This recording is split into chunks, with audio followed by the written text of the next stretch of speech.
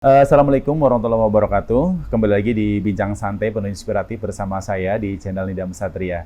Pada Bincang Santai kali ini masih dengan seputar kisah inspiratif dari para wali santri Al Zaitun. Pondok Pesantren Al Zaitun masih menjadi perbincangan nih banyak orang, baik itu di media sosial maupun di media lainnya.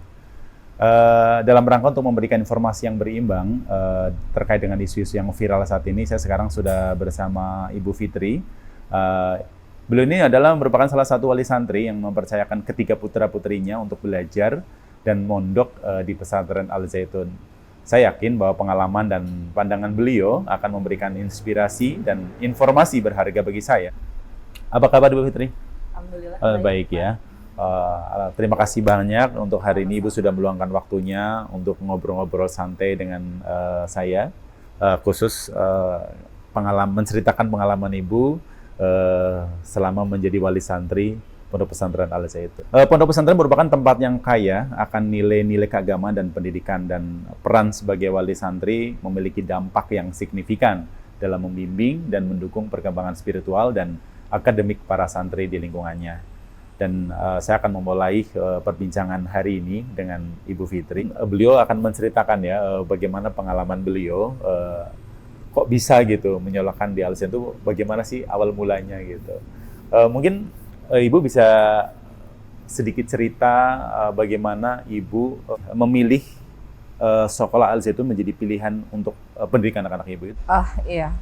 Jadi itu berawal dari kita berdua, maksudnya saya sama suami. Jadi kita pada saat anak masih SD itu kita sudah kepingin anaknya nanti sekolah di pesantren aja kayak gitu. Nah awalnya kita nggak tahu nih ada Mahat Al Zaitun gitu. Nah pada saat kita lagi nungguin anak di sekolah itu kita biasanya kan ngobrol-ngobrol nih sama ibu-ibu yang lain. Nah disitulah awal pertamanya saya kenal Al Zaitun. Jadi dikenalin sama ibu-ibu yang lain. Terus karena anaknya mereka ada sekolah di sana gitu. Nah pada akhirnya saya dibawain buku. Terus saya kenal lah di situ tentang Mahat Al Zaitun. Nah sebelum kenal Al Zaitun sebetulnya saya itu udah kayak keliling, jadi berkunjung di beberapa pesantren, meninjau apakah nanti anak saya itu lebih tepat pondok pesantren yang mana yang sesuai dengan keinginan kita berdua, kayak gitu awalnya seperti itu. Terus boleh ceritain nggak proses awal mula Ibu masukkan ke sana seperti apa prosesnya? Oh prosesnya, Iya. ya jadi itu berdua emang kepingin anaknya masuk ke pesantren itu alasannya karena saya sendiri tuh sama suami kepingin gini, anak-anak itu nantinya bagaimana sih mendapatkan pendidikan yang ilmu agama sama ilmu umumnya itu seimbang gitu. Akhirnya setelah saya keliling dari satu pondok pesantren ke pondok pesantren yang lainnya, terus dikenalin dengan Mahat Al Zaitun itu, saya coba berkunjung ke sana gitu ya sebelum anak sekolah, berkunjung ke sana dan ternyata di sana itu sesuai dengan apa yang saya harapkan gitu. Berapa anak Ibu yang sekolah di sana? Ada 3. Ada 3. Oh, yang satu di kelas berapa sekarang? Yang satu, yang anak pertama udah lulus. Udah lulus. Yang kedua itu sekarang kelas 12.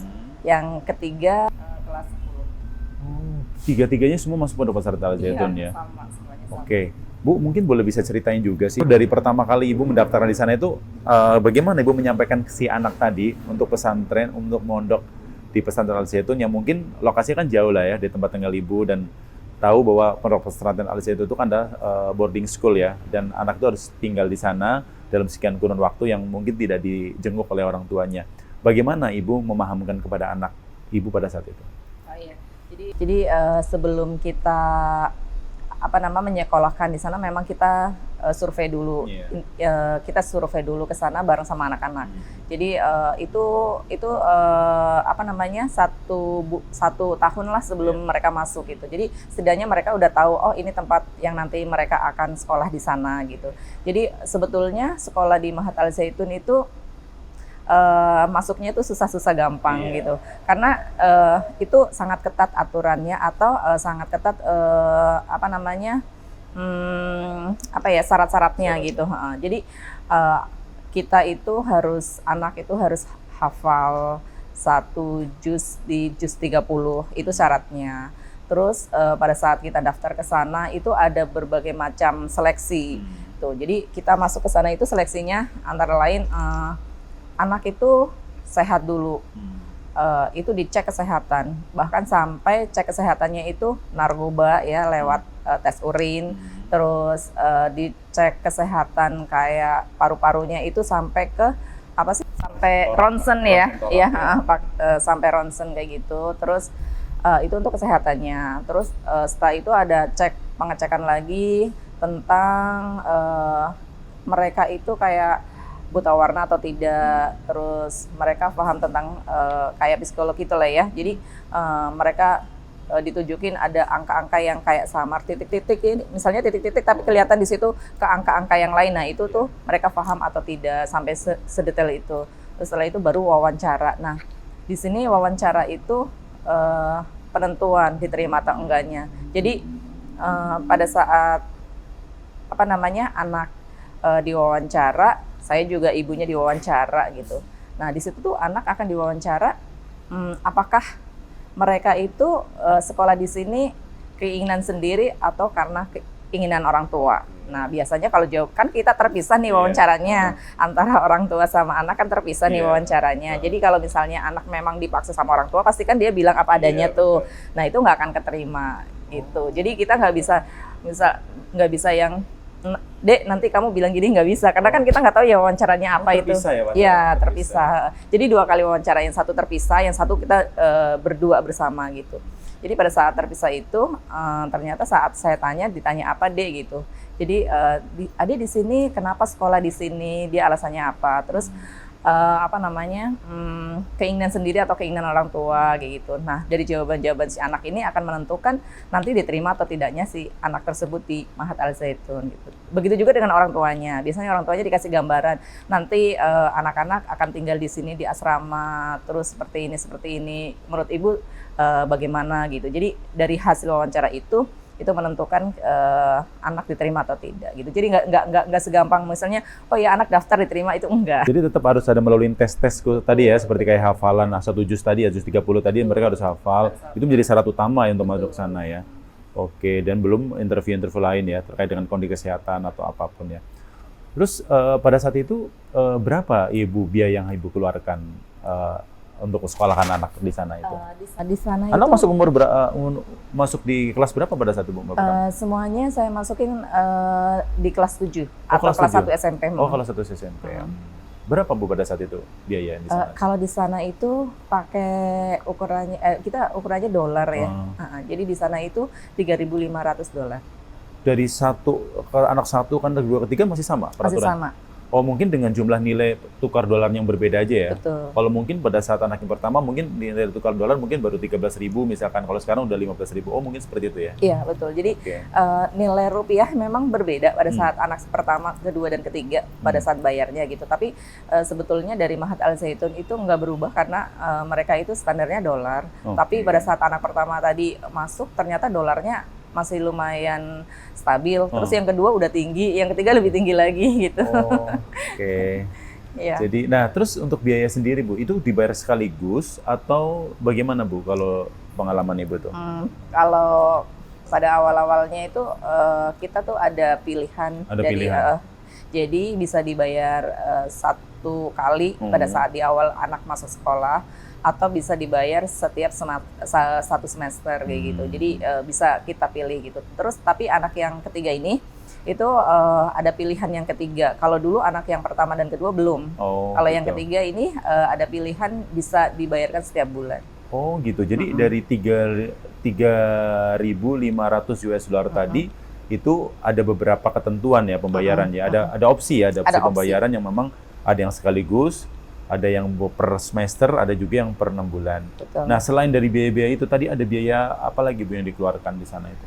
Sebetulnya kalau dari sekolah tidak ada, tapi kembali lagi ke anak, misalnya kayak anak ikut ekstrakurikuler gitu ya, kayak misalnya olahraga bela diri misalnya, itu kan ada seragam bela dirinya. Nah kita bayar untuk baju seragamnya. Terus kalau misalnya anak ikut kayak hoki gitu, alat-alat hokinya kita beli sendiri, misalnya seperti itu sih. Jadi di luar yang tadi itu kebutuhan untuk anak itu tambahannya itu aja. Oke, jadi dari 3.500 tadi adalah itu murni semua adalah biaya pendidikan di sana Betul, ya. betul. Pendidikan, Oh, makan, itu termasuk makan juga. termasuk. Jadi pendidikan, makan, asrama gitu ya, semuanya sih. Semuanya udah termasuk ya. Makan berapa kali Bu anak? 3 kali. 3 kali. 3 kali. Jadi ada snack juga ya. Ada snack itu 2 kali sih di sana. Jadi apa namanya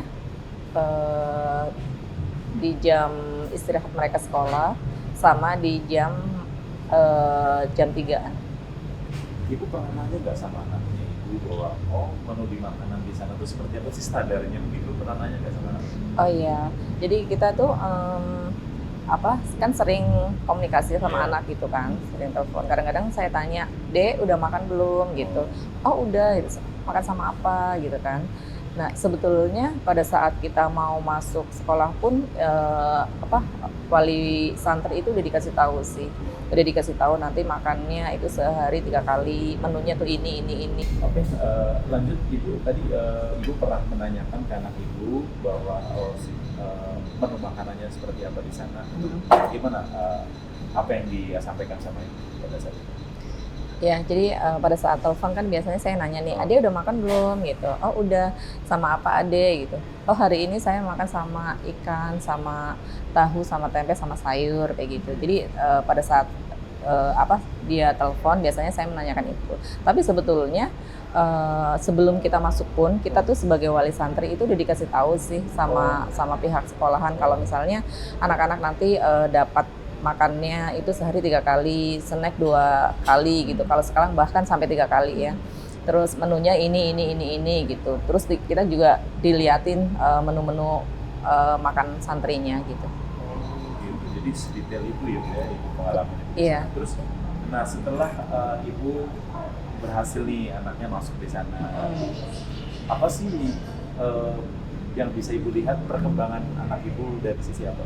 Oh iya, jadi pada saat anak udah masuk ke sana kan memang mereka tinggal langsung di sana ya dan orang tua di sini gitu kan. Nah itu kelihatan pada saat mereka liburan pertama. Nah liburan pertama itu kalau di kita itu liburan, tapi kalau di sana istilahnya itu belajar di masyarakat.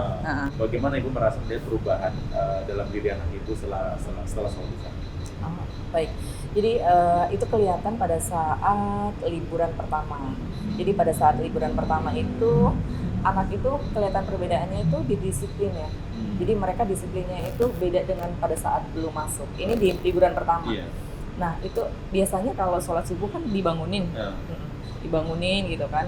Nah ini mereka udah pada saat subuh itu mereka udah bangun sendiri gitu. Disiplinnya di situ. Terus karakternya itu lebih lebih baik lagi, lebih santun kayak gitu sih. Perubahannya di awal-awal seperti itu. Banyak perubahan ya. Banyak perubahan. Anak itu di sana ya. Terutama dari segi kedisiplinan. Kedisiplinan. Ya. Terus berapa lama sih Ibu diberikan waktu untuk bisa ketemu di sana setelah anak masuk itu? Sebelum pandemi itu kita boleh bebas kapan aja bisa berkunjung. Okay. Tapi setelah ada pandemi kemarin itu kita dibatasin gitu. Jadi kita nunggu informasi dari pemerintah kalau udah reda atau belum yang tentang COVID itu baru kita boleh berkunjung, tapi tetap komunikasi tetap berjalan. Nah, kalau untuk berkunjung seperti itu ya. Tapi kalau untuk komunikasi sendiri kita sebagai wali santri itu anak itu selalu dikasih kesempatan untuk telepon, bahkan seminggu itu bisa 3 kali telepon. Telepon melalui handphone, anak santri dibekali handphone atau? Enggak, kalau santri itu nggak boleh bawa handphone, nggak boleh pegang handphone. Jadi biasanya wali kamar atau wali santrinya itu mereka memfasilitasi pakai handphone mereka. Awalnya disediain telepon sih, jadi telepon khusus untuk santri itu ada ruangan khusus gitu. Di situ mereka bebas memakai itu gitu. Tapi kesininya itu kemarin itu teleponnya pakai handphonenya ustazahnya. Oh, jadi ada buat ustazah atau guru atau wali kamar tadi bisa memberikan kemudahan ya. Betul. Kan tadinya saya sebagai orang tua itu kepingin anaknya itu betul-betul punya ilmu agama yang kuat karena melihat perkembangan zamannya sekarang gitu kan. Cuman di sisi lain, hati yang lain itu berkata, kalau saya pribadi ya, itu berkata kalau anak ini nanti ilmu agamanya udah dia dapatkan gitu, terus saya nggak mau sebagai orang tua itu kayak kayak dia itu apa sih ya, kalau dibilang tuh fanatik gitu ya, kayak fanatik tuh kayak gini, nganggap yang lain tuh salah misalnya. Jadi karena dia udah tahu, sangat tahu banyak tentang ilmu-ilmu agama yang dia pelajarin gitu, terus menganggap orang yang nggak tahu ilmu agama itu salah gitu, terus dia hatinya jadi gampang ke orang lain itu kayak nganggap nggak sesuai. Nah itu saya nggak mau gitu. Makanya saya mencari benar-benar sekolahan atau pesantren yang seimbang antara ilmu agama sama ilmu umumnya itu seimbang. Dan saya juga kepingin anak ini tuh walaupun dia punya ilmu agama yang tinggi atau ilmu agama yang lebih paham lagi gitu, tapi bisa bisa di dirinya itu ada rasa damai gitu. Nah itu tuh saya dapatin di Maktab Al-Zaitun. Begitu masuk saya baca di situ pusat pendidikan toleransi dan perdamaian. Nah itu tuh jadi akhirnya langsung mengenal, oh ini yang saya cari ini. Nah sekarang ini aku tanyakan lagi sama ibu bahwa hari ini kasus Al-Zaitun itu menjadi sangat, bukan hanya menjadi perbincangan lokal, tapi sudah menjadi perbincangan nasional bahkan internasional, karena dari beberapa media yang saya lihat itu banyak pemberitaan yang menyoroti tentang kasusnya Al-Zaitun saat ini. Dan yang terakhir itu yang saya pertanyakan adalah satu, setelah viralnya begini, ada nggak sih tanggapan dari orang-orang terdekat ibu, baik itu saudara, keluarga, atau teman, bagaimana mereka menanggapi ini, atau mungkin dengan pertanyaan kepada ibu seperti apa? Jadi dengan adanya viral ini itu banyak dari keluarga ini, karena keluarga tahu maksudnya kalau anak saya itu semuanya bersekolah di Al-Zaitun. Terus mereka menanyakannya kurang lebih dia kan manggil saya Lik ya. Itu sekolahannya Putri lagi ramai tentang begini gitu. Itu benar nggak sih? Itu salah satu yang ditanyakan sama mereka. Terus bagaimana di sana keadaannya, Putri kayak gimana? Terus mereka juga bertanya apa yang mau saya lakukan gitu, apa anaknya, apa Putri diambil terus dikeluarin dari sana gitu, itu pertanyaan dari keluarga. Itu seputar seperti itu sih. Nah biasanya aku jawab dengan jawaban kayak gini, kalau mereka bertanya itu di sana benar apa enggak sih, terus biasanya saya tanya menurut kamu benar apa enggak gitu. Terus jadi saya nggak terlalu banyak ngasih jawaban mereka. Saya balikin aja ke mereka, kalau menurut kamu kayak gimana gitu. Mereka menjawab, ya menurut aku sih kayaknya bertolak belakang ya, soalnya saya lihat anak-anaknya Lili udah kayak gitu. Bahkan dengan seumuran usia seperti itu, pada saat teman-teman di sini gitu main gitu, teman-teman lagi bermain, begitu aja mereka anaknya Lili malah justru yang ngajakin udah aja yuk ada dulu sholat dulu gitu, yuk sholat dulu gitu. Terus udah gitu perubahannya itu yang mereka lihat. Terus yang kedua, kebetulan anak saya yang pertama ini kan udah alhamdulillah ya udah hafal 30 juz gitu kan. Nah mereka juga bilang kalau mereka di sana yang diviralkan katanya diajarinnya itu nggak benar, terus kurikulumnya gitu ya, pelajarannya itu ada yang nggak benar juga gitu. Kenapa anakku yang pertama bisa hafal sampai 30 juz gitu, terus sholatnya juga disiplin mereka gitu. Tingkah lakunya juga baik gitu. Jadi aku kembalikan lagi aja ke mereka gitu. Mereka bilang apa namanya, tapi nggak sesuai dengan apa yang saya lihat sih, beli kata dia gitu. Nah, kalau misalnya nggak sesuai dengan apa yang dilihat, kalau menurut kamu kayak gimana? Saya kembaliin lagi kayak gitu. Kayaknya itu mah berita apa? Berita orang-orang yang nggak suka aja kayaknya ya, Li. Iya, ya seperti itulah aku bilang kayak gitu. Jadi intinya mereka bisa menilai sendiri dengan fakta yang mereka lihat sehari-hari gitu, dengan melihat tingkah laku anak saya, dengan melihat hasil apa namanya yang dicapai oleh anak-anak saya kayak gitu. Mereka menilai itu sendiri dengan berita yang ada di luaran, akhirnya mereka ambil kesimpulan kalau berita itu memang nggak benar karena faktanya berbeda gitu. Itu sih. Nah, ini lebih ke anak itu ya. Ini artinya sekarang sudah improve dari yang itu Yang satu dan itu sudah hari itu tadi. sekarang kan otomatis yang dengan adanya viral berita-berita negatif itu sendiri kan artinya stigma masyarakat terhadap virus sama itu lebih negatif. Ada nggak sih cerita data itu apa melakukan dari teman-temannya atau mungkin teman kuliahnya gitu, ada nggak sih mereka mungkin mempertanyakan hal itu gitu, yang hanya memberatkan jawaban kepada anak. Sepanjang ini sih saya tanyain ke anak yang kuliah ya, anak kuliah itu dia bilang nggak ada sih yang langsung gitu menanyakan kamu gini-gini atau tingkah laku yang mereka yang berbeda gitu dari teman-teman yang kuliah gitu, sebetulnya nggak ada. Tapi menurut anak saya kemungkinan di belakang dibicarakan gitu ya, tapi kalau secara langsung terus apa ngobrol langsung gitu Ada yang jadi otomatis berarti si anak itu tadi dalam posisi yang aman ya sebenarnya secara seperti itu ya. aman sebetulnya, cuman dia ngerasa di belakang kayak diomongin aja. Oh, gitu ya? Kayak ngerasa aja. Terus ini Bu, ini kan terkait dengan stigma masyarakat, terkait dengan penyimpangan atau mungkin yang dibilang hari ini harus tentu susah dan sebagainya. Padahal secara kenyataan dari cerita tadi Ibu ketika ditemukan itu ya. Gitu.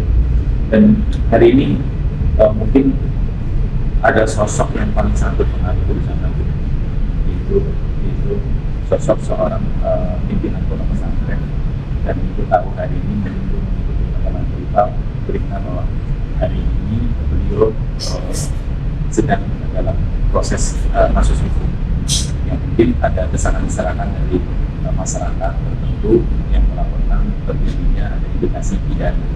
Ya, Ibu bagaimana merespon itu? Ibu sebagai wali santri melihat itu, karena ini informasi yang dapat kemarin itu ada beberapa rekening dari pesantren tersebut diblokir oleh pemerintah. Nah, bagaimana Ibu merespon ini? Sebetulnya respon saya itu sangat miris ya Mas, sangat miris, sedih gitu. Ya tadi aku sampaikan sama Mas juga. Saya selalu kalau berdoa apa sih dia sambil menangis gitu. Karena apa? Sekarang inilah kalau misalnya dibilang rekeningnya banyak, ya memang rekeningnya banyak di sana gitu. Karena ini bukan berarti rekening banyak itu indikasi dia pencucian uang, korupsi dari mana, ini kan swasta, uang dia sendiri gitu kan. Terus bikin rekening apa? Kalau saya mau bikin rekening yang kedua misalnya ya, kita juga pasti sama bank ditanya apa prosedurnya juga gitu. Apalagi rekening ketiga pasti ada prosedurnya juga gitu. Nah kalau sampai memang banyak itu artinya kan dari perbankan itu sudah sesuai dengan aturan. Nah sekarang saya mau bilang kayak gini Mas, kenapa di sana itu rekeningnya banyak? Karena memang di sana itu selain pesantren, di sana itu juga banyak ekonomi usaha-usaha yang lainnya. Dan setiap kali ada usaha itu pasti ada rekeningnya tersendiri. Gitu. Jadi nggak dijadiin satu misalnya rekening Al-Zaitun itu juga. Kayak misalnya nih, anak saya aja nih, anak saya 3. Nah rekeningnya itu beda masing-masing. Kayak misalnya nih bayar buku itu satu rekening tersendiri. Saya bayar untuk semesteran itu ada rekeningnya tersendiri. Itu anak yang kelas 10 itu rekeningnya udah 2. Anak yang kelas 12 udah rekeningnya 2 juga, antara buku sama bayar semesteran gitu kan ya. Itu dari bayarannya aja dari 2 gitu. Nah, bayangin dari MI gitu sampai kelas 2, udah kelas 12, itu ada berapa rekening? Itu udah banyak. Itu yang pertama. Yang kedua, di sana itu kan banyak usaha-usaha ekonomi. Kayak misalnya saya ekonominya itu tentang ikan. Ikannya di sana kan ada terbagi dari dua, untuk anak-anak santri itu ikan darat lah sama ikan laut gitu. Nah, ikan darat ini itu juga punya rekening juga, ikan laut ada rekeningnya juga gitu. Ikan darat misalnya, ikan darat ini ada berapa rekening, bisa jadi ada 3 atau 4 gitu. Misalnya nih, pembibitan ikan itu satu rekening. Terus ikan pada saat panen satu rekening juga, ikan pada saat dijual belikan itu ada satu rekening juga. Jadi satu ekonomi gitu, satu bidang ekonomi itu rekeningnya bisa banyak. Nah, bayangkan di sana itu ada berapa usaha ekonominya, ada pisang, aneka segala macam buah itu ada. Mas saya baru sedikit buah apa? Banyak kalau di sana mah enggak. Buah naga. Naga ada juga. Ini buah apapun ada di sana. Bahkan buah tin aja ada. Buktin. Tin ada. Indonesia cocok ya. Ya, buktinya di sana tumbuh. Tumbuh ya, ada ya. Ada. Jadi aneka macam buah itu di sana ada.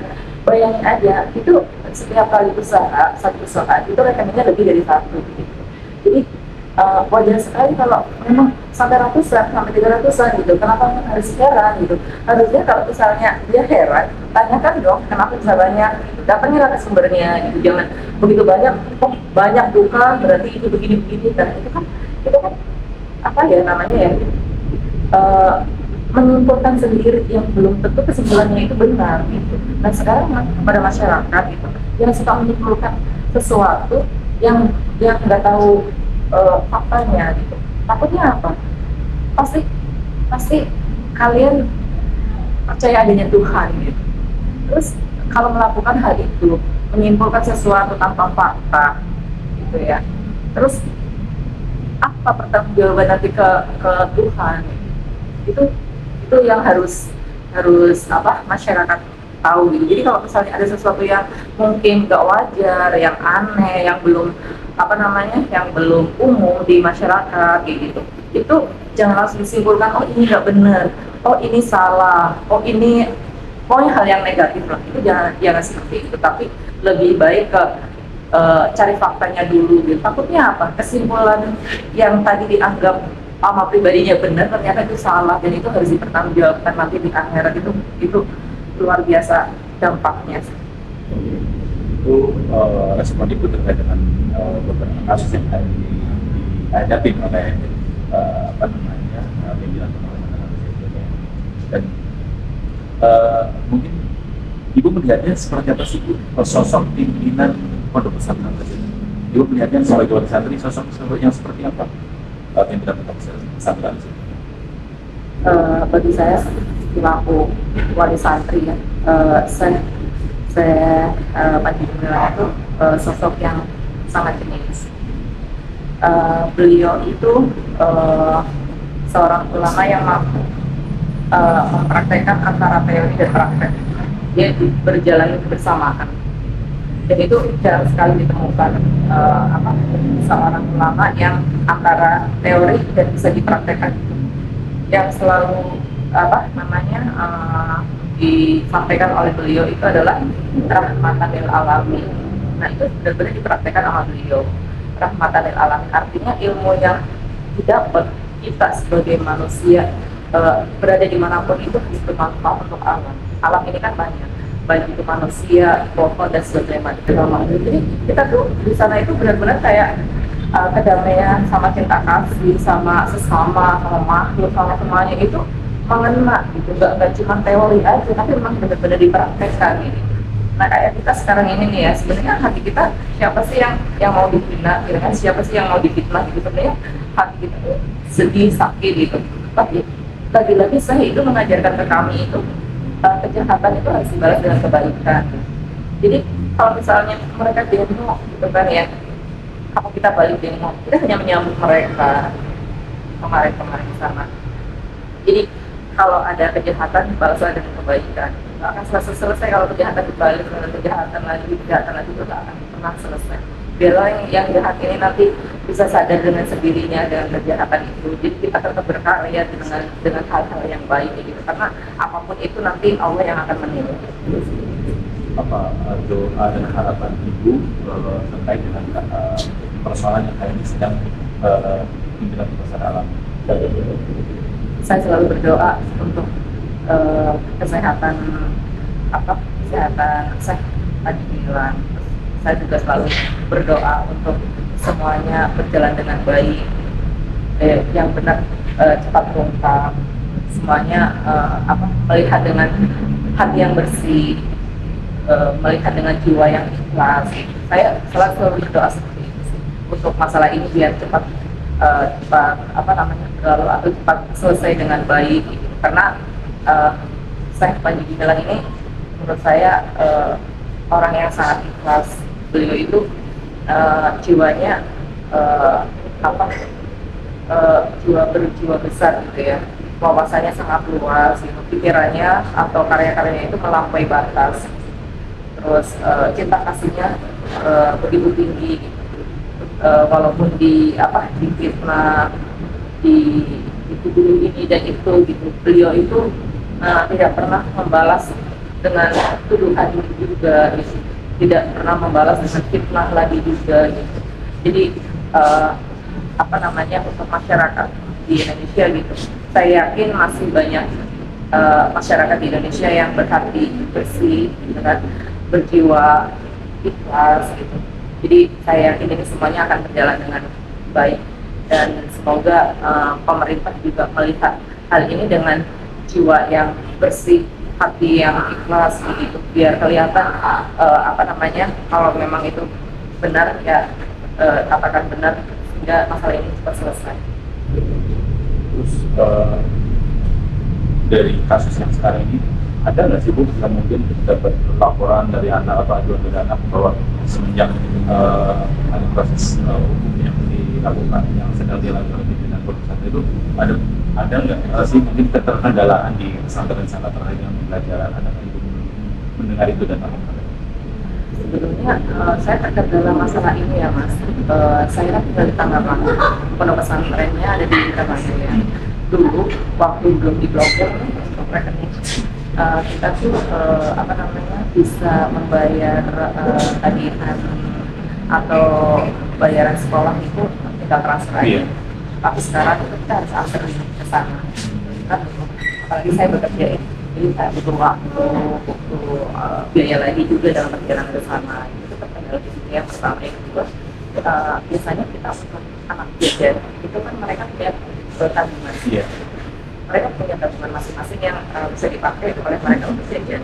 Nah sekarang karena transaksi kita nggak bisa lagi transfer ke tabungan mereka, karena tabungan mereka itu sebetulnya sejak ini kan mereka tidak diperbolehkan untuk pegang uang. Jadi apapun itu harus pakai kemana-mana, harus pakai tabungan untuk beli keperluan mereka, untuk bayar apapun itu yang mereka perlukan di sana itu pakai buku tabungan. Jadi tidak pengurangan itu aja. Kalau sekarang karena ini belum dibuka, jadi kita terkendalanya adalah sebagai wali santri itu sulit untuk kembali kayak kemarin yang dengan mudah kita bisa transfer untuk kebutuhan anak-anak di sana. Kita harus anterin. Kalau mereka misalnya mama uang aku habis, misalnya kita harus anterin ke sana. Kita uang. Jadi mohonlah kepada pemerintah untuk melihat hal ini, karena di sini itu bukan satu atau dua santri aja, tapi ribuan santri. Dan orang tuanya itu pasti berjauhan. Kalau saya masih di Tangerang, bagaimana yang di Kalimantan? Bagaimana yang ada di timur sama NTT atau NTT? Jadi apakah mereka juga pasti harus datang ke sini untuk mengantar gitu, karena memang rekening itu harus dibuat kita harus bayar langsung, terus kita harus kasih uang jajan langsung ke anaknya. Tadinya kita transfer aja gitu kan, kita komunikasi lewat telepon sama santannya gitu, terus mereka bisa langsung menggunakan. Jadi kayak ke dalam pendidikan nggak ada itu. Artinya berjalan secara normal ya? Oh iya, kalau pendidikan semuanya berjalan dengan baik. Bahkan kayak misalnya agenda pertandingan apa sih ya yang eh, lomba-lomba gitu ya, misalnya kompetisi IPA, matematika dan sebagainya, semuanya berjalan dengan normal. Pendidikannya juga berjalan dengan normal, anak-anak juga semuanya baik-baik aja karena sekarang viral ini jadi saya sering komunikasi sama anak, nanti gimana saya takut dan sebagainya. Apa sih yang ibu anggap yang ibu ada yang hilang semenjak ada kasus dan pimpinan pondok pesantren itu ditahan? Ada yang hilang itu apa yang berdasarkan apa sih yang hilang dari yang kebiasaan ibu alami? Ya, jadi biasanya kita kangen ya sama tausiah karena saya itu biasanya di hari-hari di momen-momen tertentu gitu kan, atau di hari Jumat itu biasanya beliau memberikan tausiah ke kita semua. Itu yang saya kangenin atau itu ngerasa kayak hilang gitu, karena setiap tausiahnya beliau ini bermakna yang besar, yang yang membawa yang ke kita kehidupan itu jadi lebih lebih dahulu. Itu yang saya ngerasa ada hilangnya. Jadi saya kangen sekali sama tausiah di hari-hari Jumat. Dan itu mungkin bukan hanya menjadi perasaan ibu saja, mungkin perasaan mayoritas wali santri ya, yang memang mereka bisa mengakses dan bisa mendengarkan tausiah itu pada di momen itu ya. Iya, betul. Jadi itu sangat, kita tuh setiap hari Jumat itu kita tunggu gitu ya, tausiah beliau, tapi sejak beliau ditahan gitu kan. Jadi kita kehilangan, sedih juga sih kehilangan, karena ini saya rasa semua wali santri merasakan hal yang sama.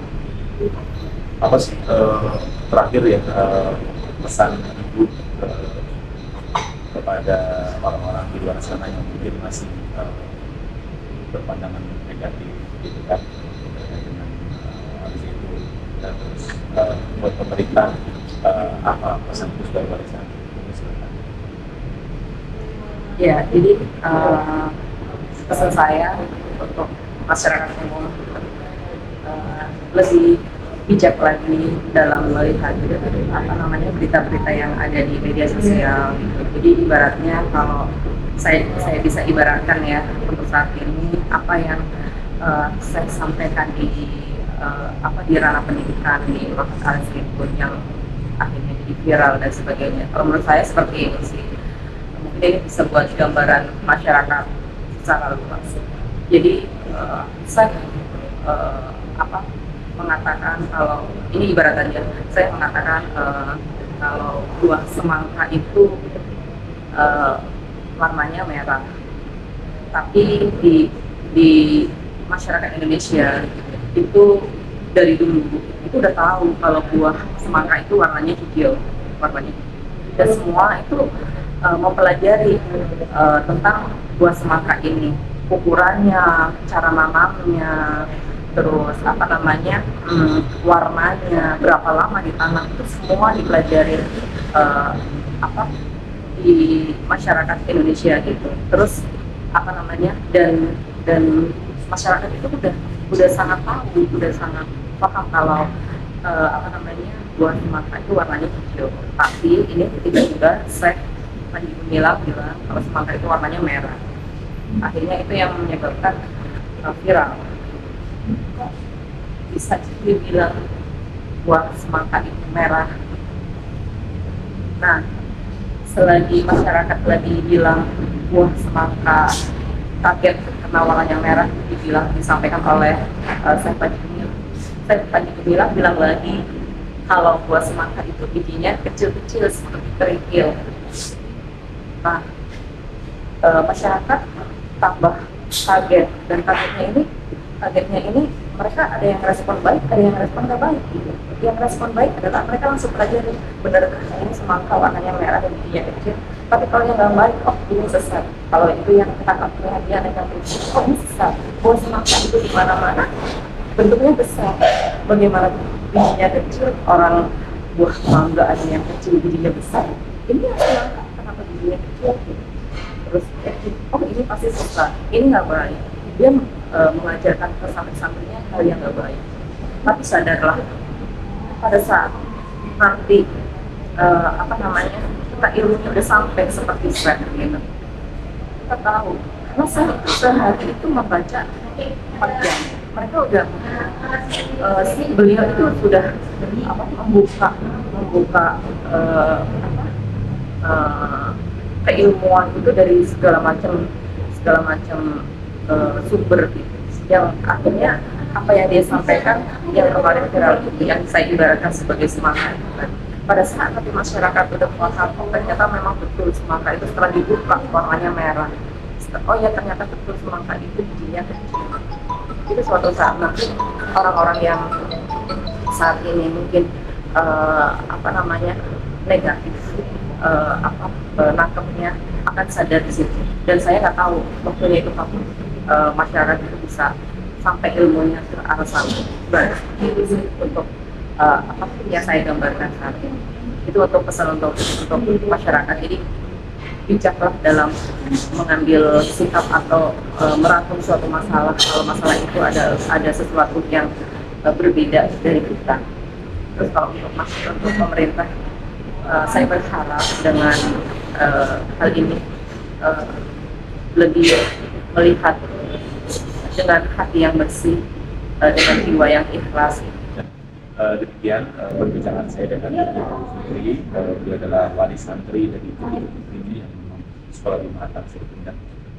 Mudah-mudahan dari apa perbincangan saya dengan Ibu Fitri tadi bisa memberikan apa namanya, informasi yang bermanfaat buat sahabat semua dan memberikan inspirasi juga, memberikan informasi yang positif juga.